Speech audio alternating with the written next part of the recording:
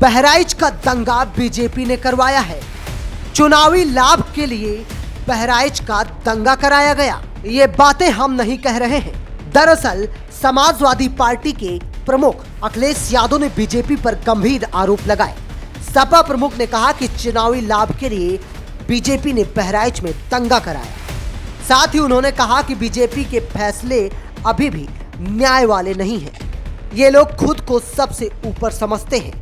इनकी सदस्यता कम, लेकिन जमीनों पर कब्जा ज्यादा चल रहा है। समाजवादी पार्टी के प्रमुख अखिलेश यादव ने मैनपुरी की करहल सीट से तेज प्रताप यादव को मैदान में उतारा है।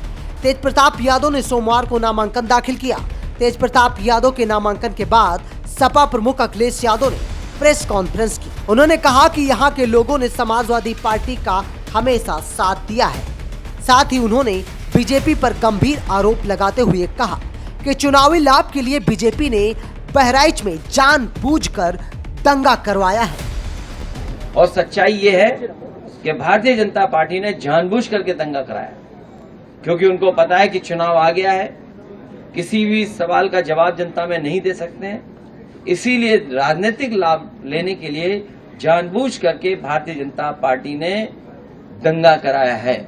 और जीरो टॉलरेंस की अगर बात थी तो आखिरकार पर्याप्त पुलिस क्यों नहीं थी, पर्याप्त प्रशासन का इंतजाम क्यों नहीं था, और जो जानकारी में था प्रशासन को उसके बावजूद भी नहीं किया कुछ भी।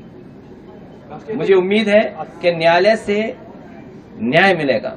जिस समय ये प्रोसेशन निकलने का काम शुरू हुआ, कम से कम प्रशासन को इस बात का ध्यान रखना चाहिए था कि जो प्रोसेशन निकल रहा है उसका रूट क्या है, रूट पे पूरी सुरक्षा है कि नहीं है, पर्याप्त पुलिस है कि नहीं है, और उसके साथ साथ उन लाउड स्पीकर्स पे क्या बजाया जा रहा है।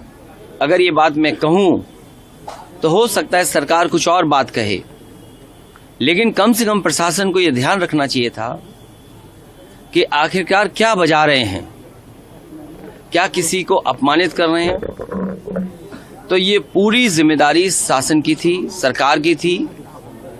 शासन की चूक की वजह से इतनी बड़ी घटना हुई।